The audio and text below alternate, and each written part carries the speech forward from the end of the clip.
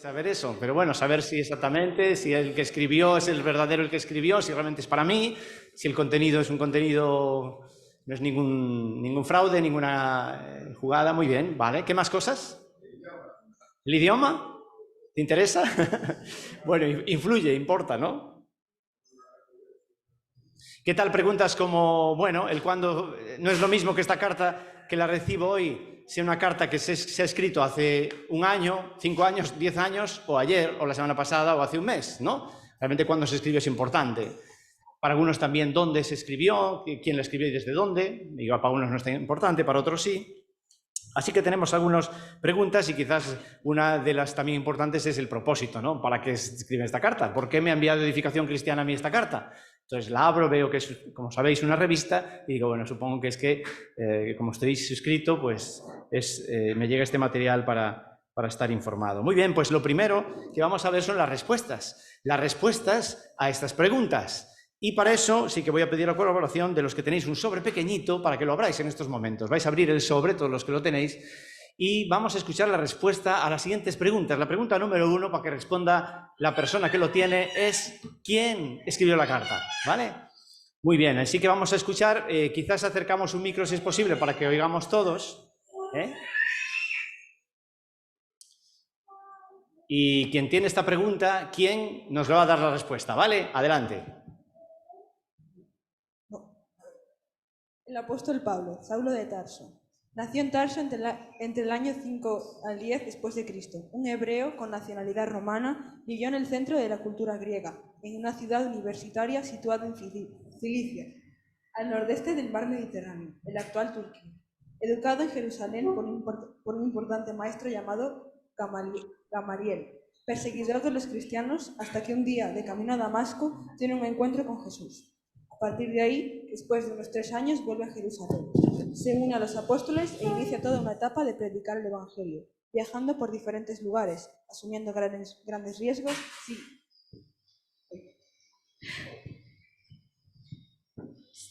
siendo perseguido por su fe en Jesús.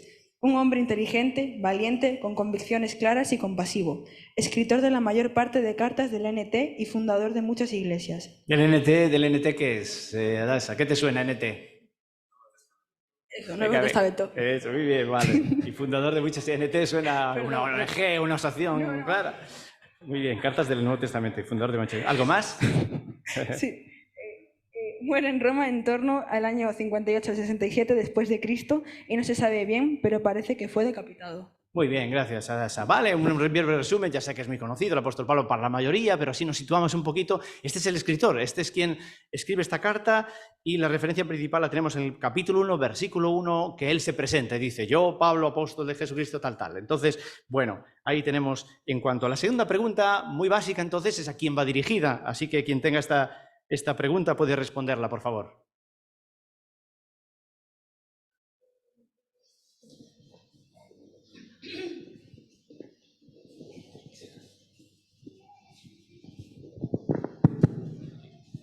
¿A quién? Iglesia en Roma 1.7, compuesta por gentiles y judíos, mayoritariamente gentiles. 1.5, 13, 11, 13.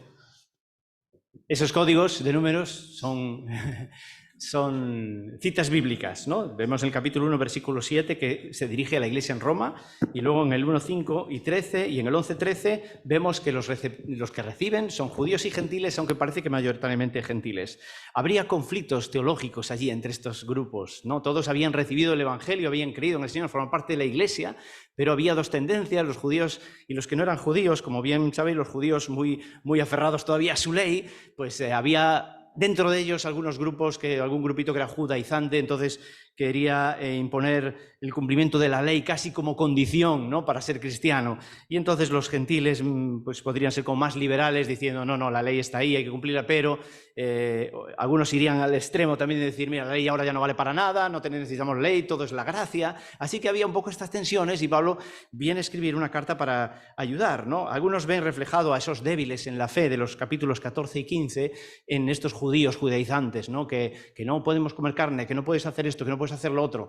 Y los gentiles, este grupito como más identificándose con el grupo de fuertes, ¿no? Algunos lo ven así. Pablo entonces se encuentra ahí, él se identifica como judío, pero también él se puede identificar como gentil. Así que él es la persona casi idónea, ¿no?, para ser un agente de reconciliación dentro de la Iglesia de estas dos posturas. Podríamos decir que se trata de la unidad dentro de la diversidad dentro de la Iglesia. Y esto lo refleja el último capítulo, donde allí él da saludos y él rompe las diferencias, da saludos a hombres y a mujeres, da los saludos para esclavos y libres, da saludos a judíos y gentiles. Él está englobando a todos la unidad en la diversidad. Vamos a hacer otra pregunta. ¿Cuándo fue escrita esta carta? A ver quién tiene esta respuesta. Acercamos el micro. Levanta la mano quien tiene la respuesta para que le acerquen el micro aquí delante. ¿El cuándo es la fecha aproximada? Claro.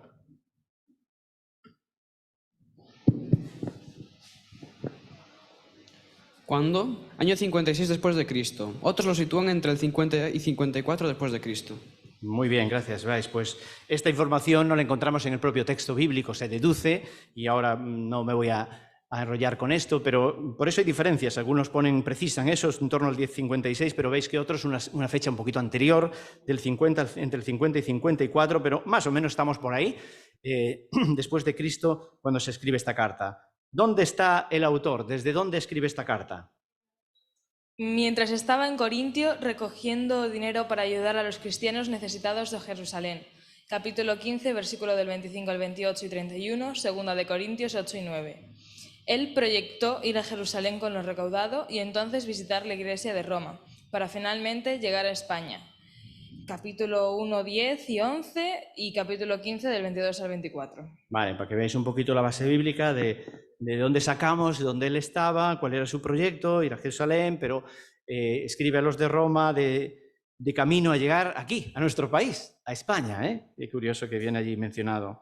Por último, una pregunta quizás de las más importantes, es el por qué o el para qué. Acercamos el micro aquí adelante, ahora. ¿Sí? Levanta la mano para que te vean, Abril. Y va a leernos algo sobre el por qué o el para qué de esta carta. ¿Por qué escribe Pablo esta carta a los cristianos de Roma? Pablo escribió una carta para presentarse él mismo a una iglesia que nunca había visitado. Al mismo tiempo, redactó una exposición completa y ordenada de los grandes principios del Evangelio que quería que tuviesen antes de su visita. Un claro énfasis en la unidad entre los creyentes y en la justificación por medio de la fe. Atendiendo al conflicto judeo-gentil, Pablo expone por un lado la validez del pacto con Dios por medio de la fe, pero por todo lado la importancia de la ley. Muy bien, gracias. Perfecto. Así que autores de estos teólogos o comentaristas reconocidos, F.F. Bruce, para quien no suena, llamó que esta carta de Romanos es una declaración sostenida y coherente del Evangelio, una declaración sostenida y coherente del Evangelio. Otros lo han visto como la última voluntad del apóstol Pablo, como su testamento. John Stott, que es otro que recomiendo, relaciona el propósito de esta carta con los lugares que iba a visitar. Por ejemplo, primero Jerusalén, entonces esta carta está enfocada pensando en los judíos y algo para ellos. Una ofrenda que se lleva para allí como símbolo de generosidad entre los creyentes. Quiere el apoyo de los hermanos en Roma para finalmente llegar a España, gentiles, el mundo gentil, también en Roma gentiles, pero en España ya principalmente gentiles, llevándoles también el Evangelio. Él esperaba de los creyentes en Roma un apoyo económico, un apoyo anímico, y un apoyo espiritual antes de llegar a España, como nos muestra el capítulo 15 de esta carta. Vamos a ver un vídeo de 3 minutos nada más. Es un vídeo muy gráfico, algunos conoceréis este recurso, vamos a verlo. 3 minutitos para situarnos y refrescarnos sobre algunas cosas que hemos visto hasta ahora, ¿vale? Así que adelante, cuando podáis, vemos este vídeo. Muy bien, ahí tenemos un poco la respuesta a la siguiente pregunta, que es el qué, el contenido. Ya empezaba a desarrollar en este vídeo los contenidos de la carta, ¿verdad? Y aquí tenéis a continuación un pequeño bosquejo, no tenéis por qué tranquilos, supongo que no lo leéis tan pequeñito, pero esto va a guiarnos un poco en el estudio de Romanos durante estos próximos domingos, durante estas semanas y meses. Estaremos estudiando estos 16 capítulos del libro de Romanos. Por decir, ahí tenemos aquí un bosquejo Os leo solamente estos enunciados principales. Capítulo 1, versículo 1 al 17 es un poco un prólogo de la carta, ¿no? Como las cartas que tienen una introducción. Del 1 al 4, él titula este autor de este bosquejo el Evangelio y la justicia de Dios por la fe. Del 5 al 8, el Evangelio y el poder de Dios para salvación. Del 9 al 11, el Evangelio e Israel. Del 12 al 15, el Evangelio y la transformación de la vida. Y por último, del 15 y 16, la conclusión de la carta. Este es un modelo. Tenemos otros, por ejemplo, ¿no? Hay algunos que creen que lo que esta carta nos enseña principalmente quiere dejar claro que Dios es justo a pesar de lo que está pasando en el mundo. Fijaros que esta es una lección muy buena para hoy también. Y entonces lo dividen de esta manera. Dios es justo a pesar de todo lo que pasa en el mundo, a pesar de que todos los seres humanos son pecadores, Dios es justo. Y este es capítulo 1 y parte del 2. Es justo pese a, en segundo lugar, pese a que Dios no castiga, sino que perdona a los pecadores, del 3 al 5. Pese a que los creyentes puede que no vivan completamente de acuerdo con la justicia de Dios, Dios sigue siendo justo. Pese a que los creyentes sufren y se demora esa redención final, Dios es justo. Pese a que muchos judíos no creen. Y finalmente, por la gracia de Dios, porque Dios es justo y nos ha perdonado y ha tenido misericordia de nosotros, del 12 al 16 nos habla de una vida coherente, consonante con eso. ¿Vale? Otro ejemplo, es el último, de otro bosquejo de este libro, es de John Stott, que hace primero, antes de los primeros versículos del 1 sería la introducción a la carta, en segundo lugar, del 1 al 3 sería hablar sobre la ira de Dios, del 3 al 8 sobre la gracia de Dios, del 9 al 11 el plan de Dios, del 12 al 15 la voluntad de Dios y el 16 la conclusión a la carta. ¿Vale? Bueno, son diferentes ejemplos, modelos de dividir esa carta que ahora en medida que vayamos exponiéndola, pues vamos a ir viendo la relación y la coherencia entre cada uno de estos textos. ¿Vale? Para los que esta presentación la pondré en el chat de la iglesia para que la tengáis y podáis verlo con más calma. En tercer lugar, entonces, hemos visto una introducción, esta carta, una carta que esperamos de ella, hemos respondido a esas preguntas básicas, qué, quién. Ahora vamos a hacer nuevas preguntas. ¿Qué me refiero con esto? Voy a lanzaros algunas preguntas para algo que me parece imprescindible y es ¿para qué me va a valer a mí? Tengas 80 años, tengas 50 años, tengas 14 años, tengas 11 años, ¿para qué me sirve esta carta? ¿Para qué voy a tener que venir a escuchar todos los domingos que se me hable sobre esta carta de Romanos? Y bueno, al final escribió Pablo hace tanto tiempo a ese grupito que tenía estos problemas entre ellos, ¿qué tiene que ver conmigo? Pues mirad, voy a lanzaros varias preguntas, espero que alguna te toque y digas, pues yo quiero venir el día, voy a intentar venir para ver si encuentro la respuesta a esa pregunta, ¿vale? Porque es un libro que ha impactado en la vida de muchas personas y en la tuya también puede impactar. Grandes, os sonará el nombre de Lutero, de Calvino, ¿verdad? Grandes reformadores dijeron que el libro de Romanos es libro clave en el Nuevo Testamento. Lo han puesto como un libro importante que tuvo un gran impacto en sus vidas. Si visteis la biografía de Lutero, la habéis leído, habéis visto la película, visteis que el libro de Romanos fue algo que le abrió sus ojos, que le hizo despertar. Agustín de Hipona, también muy conocido, se convirtió al leer el libro de Romanos. Y otros más cercanos al mundo evangélico, Juan Wesley, encontró una renovación en su vida a través del libro de Romanos. Y estos son nombres casi de conocidos, ¿no? Pero estoy seguro que aquí habrá alguien que también cuando leyó Romanos encontró y fue tocado por el Señor de alguna manera. Así que yo me pregunto, ¿te has preguntado alguna vez? Y aquí vienen las preguntas, que espero que alguna te identifiques con ella. ¿Te has preguntado alguna vez cómo se siente Dios ante las injusticias de este mundo? ¿Crees que Dios es indiferente? ¿Lo has pensado alguna vez? ¿Te has preguntado alguna vez qué ocurrirá con aquellos que no han oído hablar de Jesús? ¿Cómo se revela Dios a esas personas? ¿Cómo se explican los comportamientos antinatura que observamos en la actualidad? ¿Te has preguntado alguna vez si Dios acepta o hace algún tipo de discriminación entre las personas? ¿Qué piensa Dios de los religiosos que saben mucho de la ley o de la Biblia, pero no la cumplen? No me va ahora el mando. Vale, sigo las preguntas. ¿Qué va a pasar con el pueblo judío al final, no siendo el pueblo escogido por Dios? ¿Por qué se dice que Abraham es el padre de todos los creyentes? ¿Cómo puede ser eso? ¿Qué significa? ¿Te has preguntado alguna vez qué significa o qué implica la justificación? ¿Cómo se puede ser justo delante de Dios? ¿Te has preguntado alguna vez el sentido que tiene pasar tú como creyente por momentos difíciles en tu vida? ¿Cómo se pasa de recibir la naturaleza heredada con la que nacimos todos de Adán a recibir una naturaleza nueva y una herencia en Jesús? Si Dios nos perdona siempre, ¿qué importancia tiene pecar? ¿Qué más da? Además, cuanto más pecamos, más se nos perdona, ¿no? Entonces más grande es la gracia de Dios. ¿Qué es ser verdaderamente libre? ¿Y cómo reconocer que somos más esclavos de lo que pensamos? ¿Cómo es esto que queriendo hacer las cosas bien, portándonos bien, intentando hacerlas correcto, obedeciendo a Dios, no lo conseguimos? ¿Te sientes identificado? Volvemos a caer una y otra vez.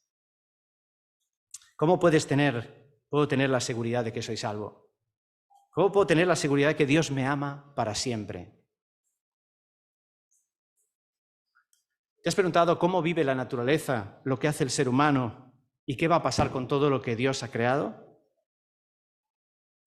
¿Te has preguntado cómo puedo relacionarme, cómo puedes relacionarte mejor, de una mejor manera con tus hermanos en la fe, pero también con el prójimo a nuestro alrededor? ¿Qué puedes hacer para sentirte útil? ¿Cuál debe ser nuestra actitud frente a las autoridades en nuestra sociedad? ¿Qué significa ser débil en la fe y cómo tratar a alguien que sea así? Por último, ¿sabías que la Biblia corrobora lo que la ciencia confirma en cuanto a que el amor y la aceptación de los demás son la clave en las relaciones, para relaciones sanas? Pues aquí tenemos una muestra de preguntas que cuando iba leyendo la carta, saltaban a mi mente y decía, esto me responde a esto, esto me responde a esto. Espero que esto despierte en nosotros el interés de venir cada domingo a escuchar esta carta. Quiero saber qué dice esta carta sobre la pregunta número 4, la 5, la 6, que esa me afecta en mi vida, me la he hecho muchas veces. Así que aquí queda esto abierto con las implicaciones que va a tener para nuestra vida.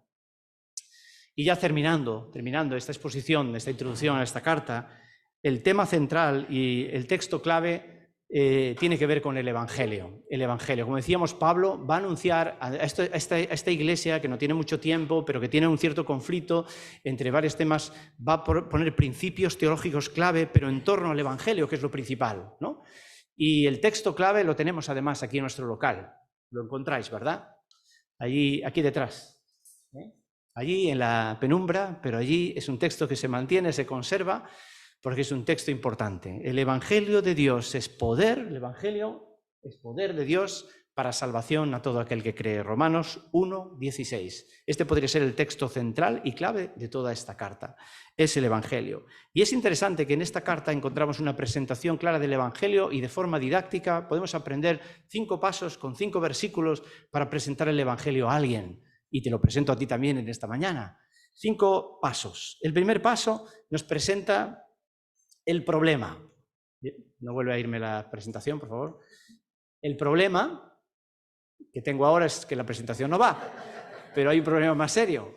Vale, este es el texto bíblico. Ahí, muy bien, el problema.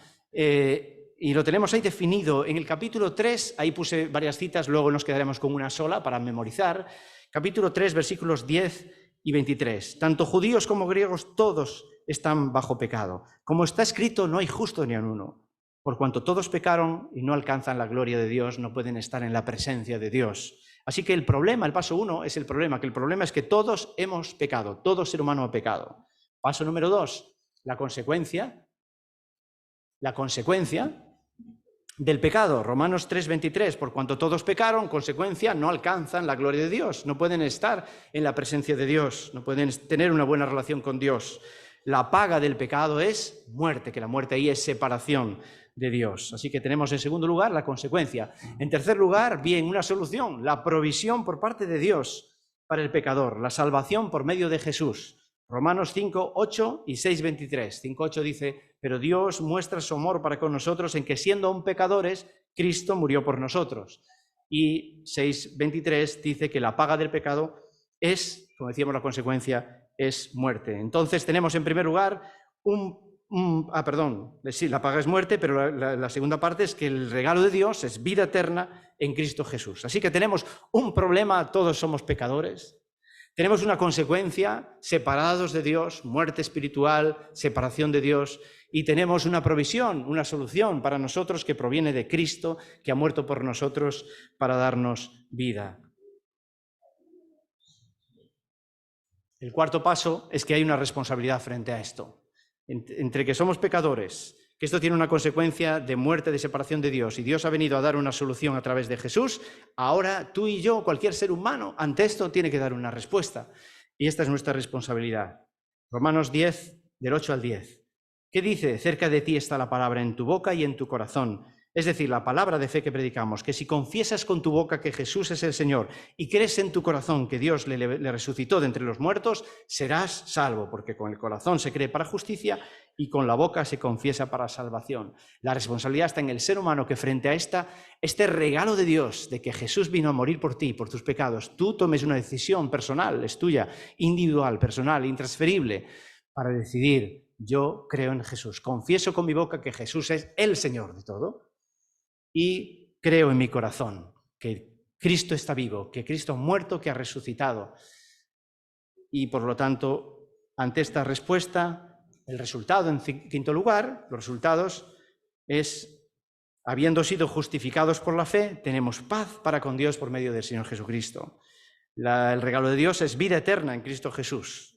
No hay condenación para los que están en Cristo, los que no andan conforme a la carne, sino conforme al Espíritu. Y ahí es el final y es el resultado, la justificación. Somos declarados justos delante de Dios, aunque éramos pecadores, merecíamos morir, condenados eternamente. Dios nos dice, no, os declaro justos porque alguien pagó por ti. Recibimos la paz de Dios, puedes estar en paz con Dios, puedes hablar con Dios como haremos esta mañana.